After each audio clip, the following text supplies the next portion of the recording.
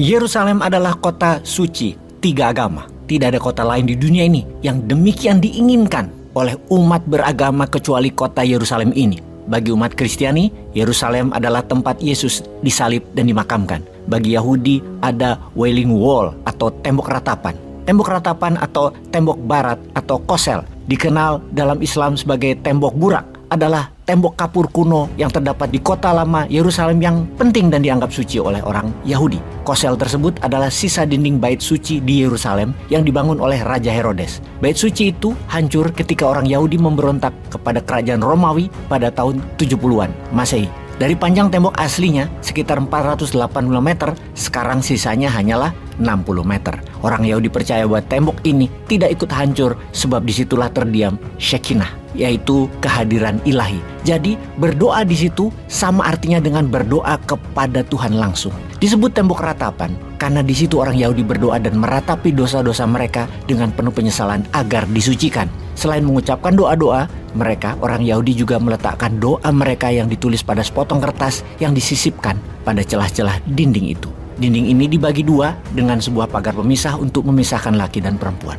Di sisi umat muslim, Yerusalem terdapat banyak tempat suci yang pastinya adalah tempat Rasulullah Nabi Muhammad SAW naik ke Sidratul Muntaha untuk mendapatkan perintah sholat 5 waktu bagi umat muslim. Dalam perjalanan waktu sejak 2500 tahun hingga saat ini, banyak drama terjadi di Yerusalem. Bahkan disebutkan bahwa Yerusalem adalah kota paling banyak diperebutkan sepanjang sejarah umat manusia. Yerusalem bahkan pernah 23 kali dikepung, diserang sebanyak 52 kali, ditaklukkan sebanyak 44 kali. Jadi Yerusalem memang telah berganti penguasa pindah tangan berkali-kali. Bahkan kalau kita mundur sejak zaman Helenistik, periode sekitar 332 tahun sebelum Masehi, kemudian kerajaan Bizantium 324 Masehi, kemudian zaman Khalifah Islam di tahun 700-an, kemudian zaman Perang Salib tahun 1099, kemudian zaman Malmuk, kerajaan besar Mesir terakhir di sekitar tahun 1291, kemudian Ottoman.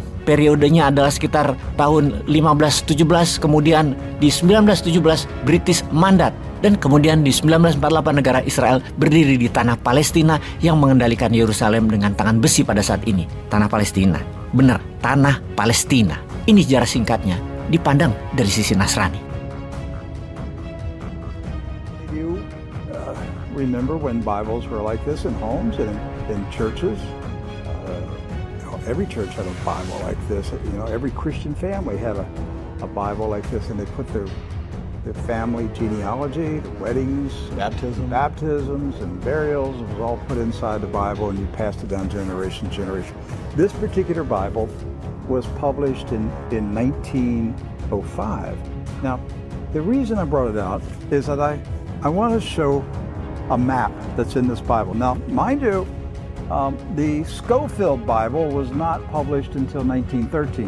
Right. And I have in my office an original 1913 Scofield, which was the introduction of the Zionist Masonic heresies about a future state of Israel and separating the church from Israel and all that rapture stuff. That's where it came from. It was a Masonic Zionist heresy that was introduced into the American churches in 1913. This is a 1905 Bible. Pre-Scofield. Pre-Scofield, with no Scofield notes in it. So, you open it up, and this is on page 13. I mean, this thing's big.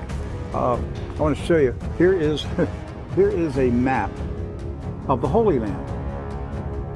And it says, what? Oh, Palestine of the Holy Land. They misspelled Israel. No. Palestine. Palestine. Huh. And all these Christian Zionists that tell me, Rick, there's never been a Palestine. All right, so here's a still. There it is. Let's zoom in and show you here. Yeah. So, yeah, you hear these people like John Hagee, there's never been a Palestine. Well, look at this Bible map from 1905. And most Bibles, yes, from then had a map of Palestine. And Palestine is in the Bible itself, in the Old Testament. So we're showing you this just because I'm trying to break through the propaganda the confusion, the lies that the Zionists have implanted in millions of minds of Christians in America and told them there's never been a place called Palestine. But I have a map, Rick. Right there it is. So, with that in mind, do you know who lived in Palestine? Palestinians? Palestinians. I got that one right. Palestinians. And Palestinians were Jewish, Christian, And Muslim. and Muslim. Right. They weren't a particular faith. They were citizens of a particular country. Palestine. Palestine. They were all Palestinians. Yes. Jesus was a Palestinian. Look at this. Okay? So Israel has never meant a political country. It's always meant the people of God. Yes. It called out the ecclesia, the people of God. That's what Israel means. It's not a political country. With that in mind, we're going to show you some of the scenes of the violence that's taking place in Palestine this week, because here's what's happened following the 1917 Jewish Bolshevik Revolution in Russia, where the Jewish Bolsheviks went in and slaughtered the Romanov families in a satanic ritual, imposed communism on Russia, killed hundreds of thousands, literally millions of Christians, hundreds of thousands of Christian Orthodox pastors, and burned their churches, and just a horrible attack on the Russian church in 1917 and afterwards. Then they began to infiltrate Palestine in the 1920s and the 30s. In the 1930s, there was a congressman in Texas, Lyndon B. Johnson, and he was smuggling guns and rockets and grenades from Texas to Palestine, putting them in the hands of the Jewish communist terrorists that were infiltrating Palestine. There was no Israel, no state of Israel. It was Palestine. And they crow about it.